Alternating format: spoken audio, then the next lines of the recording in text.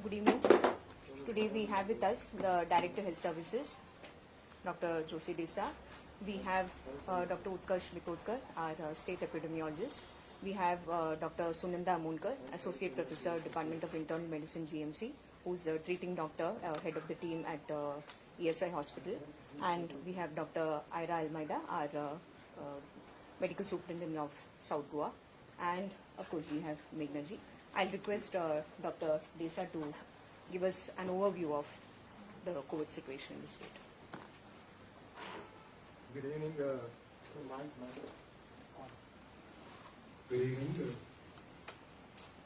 Today we thought that we should give you more details about the profile of the cases of COVID that has happened in the state of Goa. But before that, I would, as usual, I will present to you the figures of the day about the test and the positives for the day today. Today we have tested 1,586 samples, out of which 130 samples are reported positive for COVID. This brings the total, the cumulative total of samples tested to 91,182, and the cumulative figure as of today for the positive stand at 2,583. We have 53 cases which are recovered, and they are discharged. So total number of patients who are discharged cumulative as of today stand at 1,540. A bit of analysis that we did. If you take the total population of the state and the total samples tested, it is like we have tested 6.07% of the population of the state. 6.07% of the population has been tested. If you take the positivity rate of the total tested, then we stand at 2.83%. So total samples tested, 2.83% of that tested, total tested, that is 91,182. So we stand at 2.83%.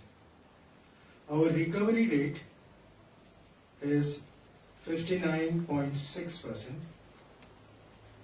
and our case fatality rate is less than 1%, that is 0.61% of the total positives. So case fatality stands for 0.61%. Before we go to the profile of the cases, now today's, as I said, we have 130 cases reported positive today, and Dr. Utkarsh will be giving you the breakup of this 130 cases reported positive today.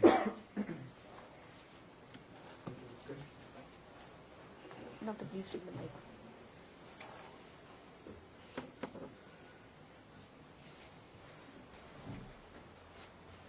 The director has already said we have total of 130 cases today. Out of 130, the breakup goes like this. We have maximum cases from Tulip Diagnostics from Varna. We have got today 54 cases from Tulip Diagnosis.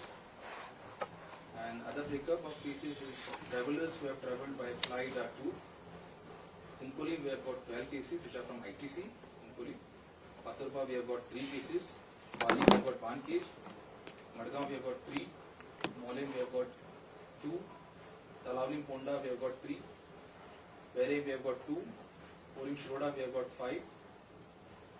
Bicholim, Marcel, Savadem, Kamulim and Panjim, we have 1 each. Chimbel, we have 10 cases, which are 8 from Indranagar and 2 from Gaulebad. Navilim, we have 1. Honda Priol we have 2, Honda we have 1, Pername 1, Talegaon 1, and other cases are Mangur link cases are 22. Other information, everybody knows that we had around 7 dedicated ambulances, hand-in-hand ambulances, and we are shifting symptomatic and asymptomatic patients in these ambulances. So now we have added 9 buses from GTDC.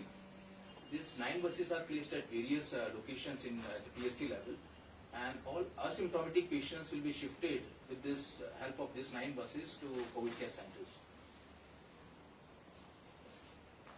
Yeah, after that, when it comes to the mortality of due to COVID or other comorbid conditions, today we had 3 deaths reported, bringing the total number of deaths in the state of Goa so far to 17.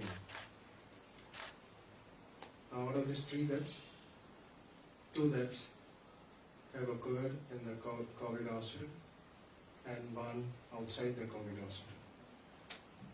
Now, when we did a brief analysis of all these cases, we found that majority of these cases, except 2 or 3, majority of the cases had comorbid conditions with uncontrolled diabetes, hypertension, 2 of them had malignancies, 2-3 were on dialysis, and so on. So all of them, majority of the cases had comorbid conditions. Dr. Sunanda Avalkar, now she is in charge of the entire clinical team in the COVID hospital, and she will give us the profile of these cases which are treated, all the cases which are treated in the COVID hospital, and also about the deaths that are reported in the COVID hospital.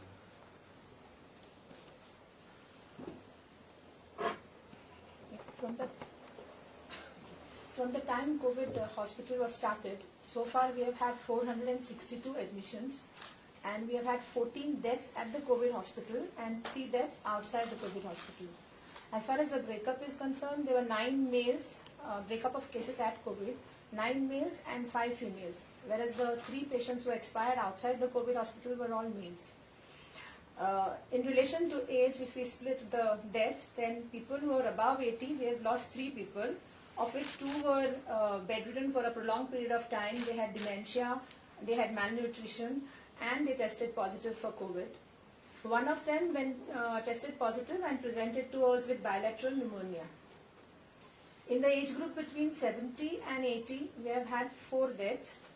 3 of the patients had comorbid conditions like diabetes and hypertension, and 1 of them had a past history of stroke.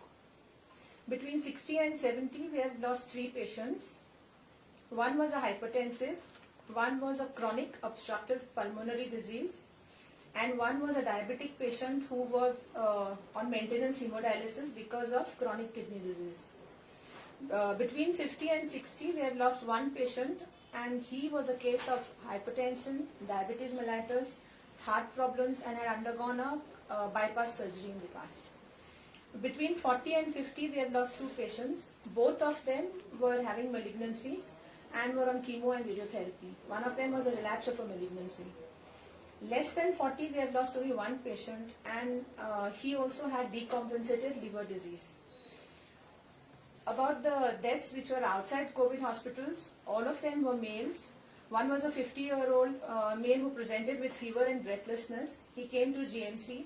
He was in respiratory distress, and he died within a very short time of coming to GMC. The other one was a 45-year-old male.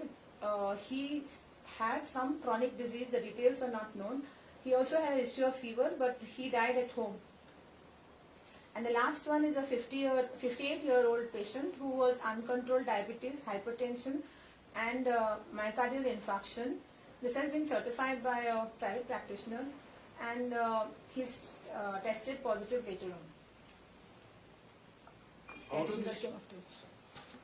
Out of this total deaths, 17 deaths she has mentioned, 3 deaths, patients were referred from the private hospitals to 1 came one was receiving the treatment, came directly, and 2 of them were referred by one major private hospitals, the big corporate private hospitals. And both these patients were in distress, and in that condition the patients were referred to the COVID hospital. So almost 3 came from the private sector. Now just to give a brief about what we are doing in the COVID hospital, how we go about in the COVID hospital, and what are the facilities, and how we are augmenting the services in the COVID hospital. Dr. Aira, in charge of the COVID hospital, she continue. The ESI hospital was a 60-bedded hospital and we upgraded it to a 220-bedded hospital. At present, we have a 6-bedded ICU.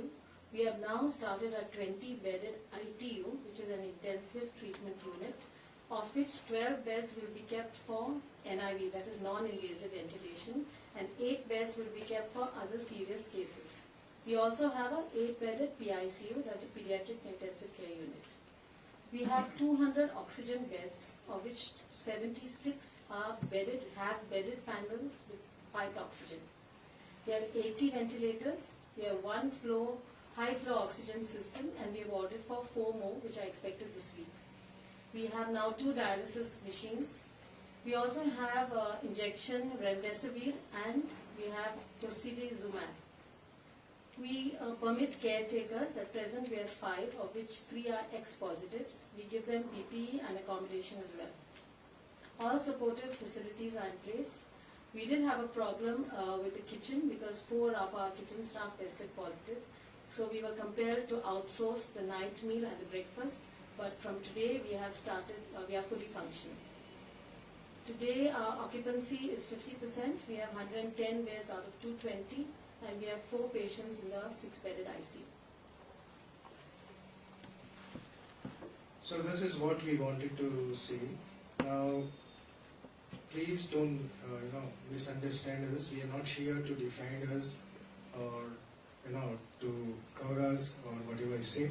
We are here that you should know what we are doing and what are the facts behind all these cases. So we thought of presenting this to you, and that's myself, Dr. Aira, Dr. Sunanda, and Dr. Utkarsh tried to put it across to you. Thank you, Dr. Desra. My sincere gratitude to our doctors, Dr. Aira, Dr. Sunanda, who are there almost. Dr. Sunanda is the head of our clinical management team there. Dr. Aira, right from the beginning, has been part and parcel of operationalizing the COVID hospital. I also thank Dr. Desra and Dr. Utkarsh for all the efforts that they are putting.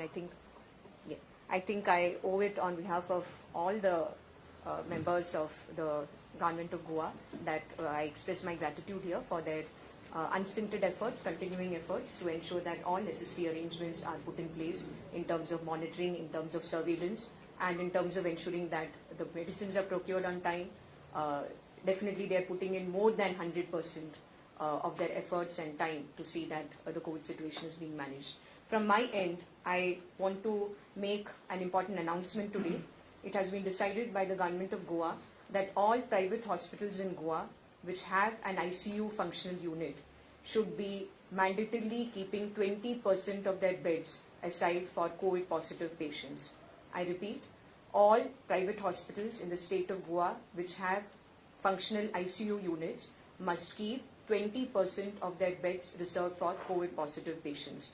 If we see that there is a lack of compliance by any such private hospital, we will be forced to take necessary measures, which may include the suspension or cancellation of their licenses by invoking the provisions of the Epidemics Regulation Act. I would also like to mention that the hospitals are expected to maintain the full protocols, all of which has been circulated several times in the past to all the private sector hospitals for hospital infection control, for how to manage the situation when a COVID dedicated facility is earmarked space is kept in a hospital. All these protocols are available with the private sector, and we urge them to, if this decision has been taken today, we urge them to take note of the same, and the 2 collectors, Collector North and Collector South, will be having their own monitoring mechanism to ensure that there is a compliance with this decision of the government of Goa. I would also like to mention that the situation which is emerging from the samples that we have collected of the Tulip Diagnostics Limited employees is very, very, it's a grim situation. It's a matter which gives us a lot of cause for concern, because earlier 26 of their employees were found positive in the past 3-4 days. And then, of course, the samples were taken from their 400 odd employees. Already we have had 54, as Dr. Desai has already mentioned, for today. But equally, we have around 67 samples which are remaining to be tested.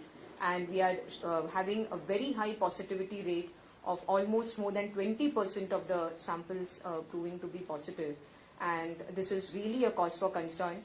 I take this opportunity to urge and to request all the industrial units, the industrial estates, especially the pharma companies, the pharma and allied industries, and all workplaces in the state of Goa to take all necessary precautions and to adhere very strictly to the guidelines of the MHA, which were issued in connection with the opening up of workplaces when we entered lockdown 3, lockdown 4, and subsequently unlock phases 1 and 2.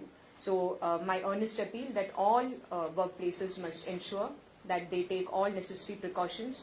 It is really quite sad that we are having a situation where one employee is then infecting many other employees. All necessary precautions must be taken. In the case of Tulip Diagnostics, as we can see, the numbers are very, very high.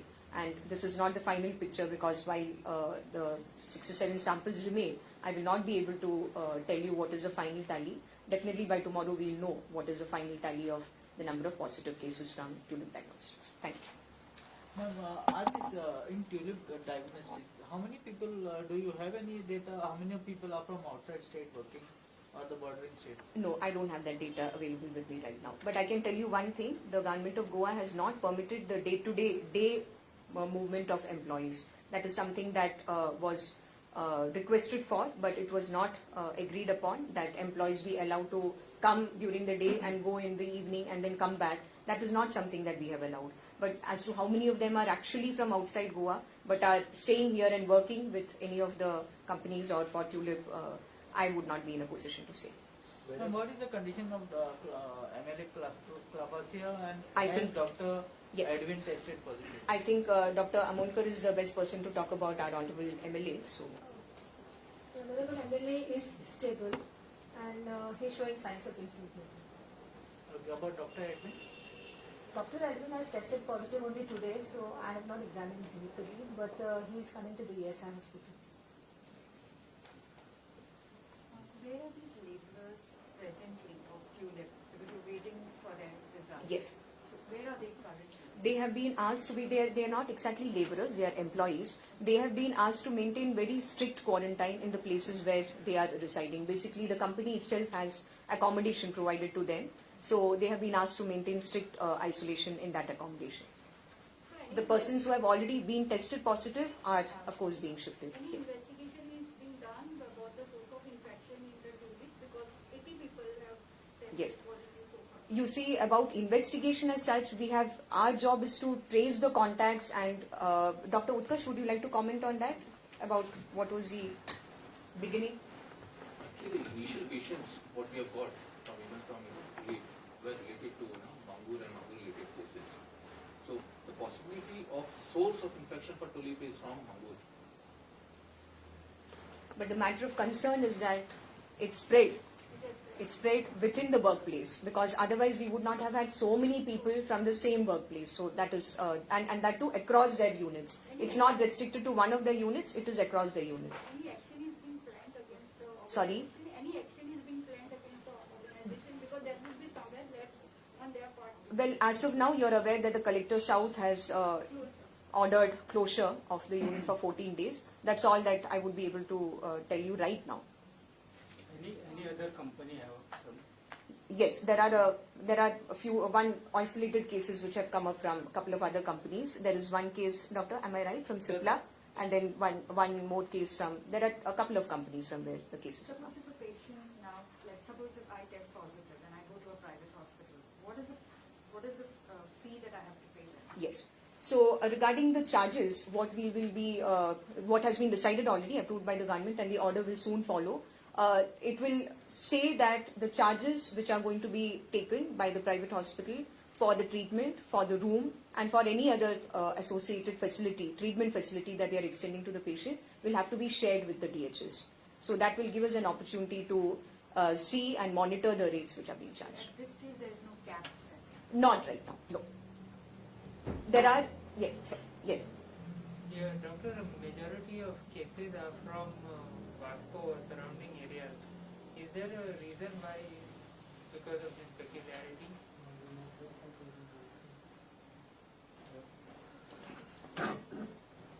See, the majority of the cases, because we have the viral load there. We have a viral load there, and epidemiologically, if Utkarsh also correct me, the cases usually start with the younger generation, and when they go home, this virus gets into the home, and the people who are on sick bed, on the bed, sick, then comorbid conditions, they get affected.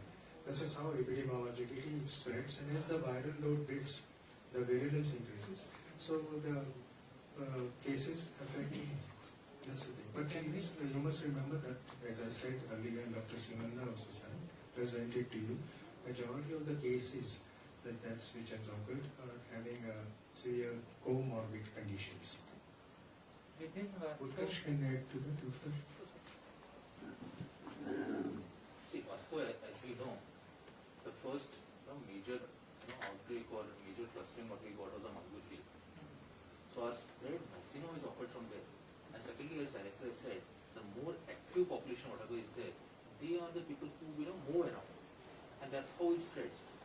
And Mangur is linked to various other small slums in and around Vasco because of relatives here and there and all those things.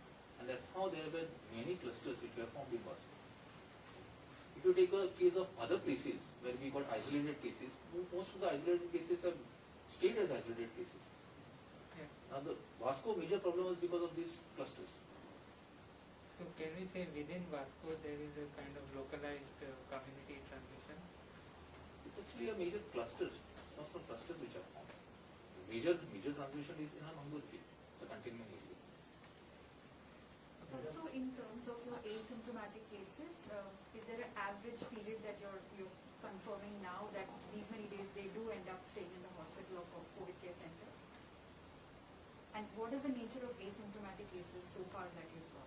Because 80% of them are, I believe, asymptomatic. Most of them are presented with fever, body ache, malaise, sore throat, and cough. A couple of them have had loose motions. These were the presenting complaints. As far as the discharge policy, we are following the central government guidelines. But are they getting better in less than 14 days? What Yes. What we do is at the end of 10 days, Generally, they have symptoms for about 2 days. So after that, as soon as we transfer them to a COVID care center, where we keep them up to 10 days. So they have to be asymptomatic from day 1 for 10 days, or they can be 10 days counting from when they develop symptoms, and the last 3 days they should be without fever. That's the time we discharge them without testing. We advise them home quarantine for another 7 days, and on day 14 we have a telephonic kind of follow-up with them. And there is this error in the bulletin. 38 cases are shown as from Bali. Bali Bulletin of yesterday? Yeah. And actually it is from, most of the cases are from Fatorpa. Fatorpa and Bali are two different cases. Comes under PHC Bali. Yes, That's the reason. but we take the point, we'll definitely look into it.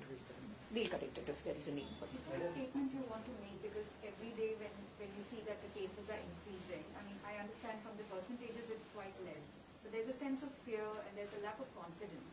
So any of you want to make a statement right now on how does the average go and look at it? Can you repeat, please? There's a sense of fear because of the numbers that keep showing up every day. So, Fear and anxiety. What would you like to say in response to that in the minds of the people because of the anxiety? Yeah, the numbers are increasing, no doubt, but everybody has to be cautious, everybody has to take the precautions. This happens not only in COVID case, in any outbreaks that we have. precautions are to be taken by everyone. We should not neglect. Right? Now, as it is by, I'll give you an example, right, when we handled the cases like of H1N1 somewhere in 2009, 10 and all, the same picture was there almost, and then gradually the people started taking precautions, and as the people started taking precautions, the disease went less and less. So like that, the precautions has to be taken, people has to be cautious, people has to take the precautions, has to be careful. Okay, and as you take the precautions, the load or the disease will go down. And have you got a good response to your plasma therapy calls? Plasma therapy, yes, it has been, Dr. Sunanda. We are yet to start the plasma therapy. I think what was perhaps being suggested is a donor, the donation of plasma. Yes, we are getting a good response for it. And already I think we have got 3 to 4 people who have donated. We are contacting many more and they are more than willing. I just want to add one more point to your previous question. The numbers are increasing also because our testing rates are high. We are perhaps the highest in the country as compared to any other state. Doctor already mentioned that over 90,000. And per million, the figure is 60,000. 60,000 plus, more than 60,000 tests per million population, which is the criterion which is used globally. So naturally, when you are testing more, you are likely to get more positives. So therefore, there is no cause for panic. Please do not panic. But as Doctor rightly mentioned, my appeal to the public is do be cautious and take all necessary precautions.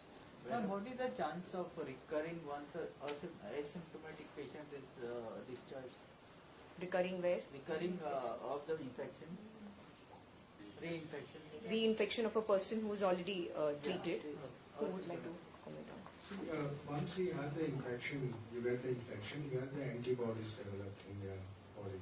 That antibodies gives you all the protection to prevent you from the reinfections. So you're protected with the antibodies. Madam, anybody from hotel have tested positive, but tourism started. Have we got any reports, Doctor, of any person staying in a hotel? From Kalangur? You're saying hotel personnel or staying in hotel? Staying in a tourist. Quarantine people are getting. The people who are coming from outside, now whatever travelers we say, the flight, train, they have been quarantined till the time their reports are out. So when they are test or come positive, they are still in the hotel. They are quarantined there and we pick them up from the quarantine place. But that's what he's asking. How You many have are cases like that. Today there are two. Yes. It normally comes under the category of travelers. You may be seeing in our media bulletin every day that we have a category of travelers. But these are not all of them. If you are asking whether all of them have come to Goa, they could be travelers who stay in Goa. They may have come and they may have gone to their homes also. So exactly how many of them have been staying in a hotel and have got infected, we wouldn't have the figures right now. What additional care doctors are taking who are working in COVID hospital? Because one doctor. We are using appropriate PPEs, and I think if you use the appropriate PPEs, then you are well protected. But Dr. Edwin Rose. At least 10 days after he's come home. After How that, he's often do you test your frontline staff, like in hospitals? Like when was the last time Dr. Edwin got tested? I'm not sure about Dr. Edwin, but generally the policy is that after they finish their time that they have to be in the hospital, they're advised to test 3 days after the last day of being in the hospital. Some of them request to be tested the day they're leaving, which we also permit. So we wouldn't know about Dr. Gomes. No. because it's almost 10 days he's come home. Yes. That's yes. So he, you mean to say that he's caught the infection, contacted the infection somewhere outside? We have not said anything. we hope and pray that Dr. Gomes, who has contributed such a lot to the cause of COVID treatment and COVID management in the state of Goa, we hope and pray that he gets well soon and joins us back soon. We also wish safety and good health to his family. Madam, would the treatment in private hospitals be covered by the TDSSY of the state government? Yes, The full. as per the terms and conditions of DDSSY. And how many of Dr. Gomes' contacts have been quarantined? his immediate family has been swabbed, and definitely we are the same. There's nothing special about Dr. Gomes that way. Definitely the contact tracing that we do with every other patient, we are doing with Dr. Gomes as well. And he, being a doctor himself, would definitely have been responsible enough to ensure that he has not interacted with too many people. Extra care while treating, Sorry? Doctors have to be extra cautious while treating the people. Absolutely, absolutely. But this is a virus at the end of the day, and therefore the precautions can be taken. The precautions will be taken and are being taken. Ma'am, in the 17 there, how many Goans are there? Goans, that is not an analysis we have gotten into, because every life lost is a life lost for us. We have not analyzed how many Goans are there. I'm not even very sure how you would define Goan in the sense of trying to find out about a dead person, whether he's Goan or not. I'm not very sure how we would go about that. All right? Ma'am, Yes. regarding education, work from home, the teachers, government has taken this year. No, the file is under submission and government will be taking a decision. Thank you.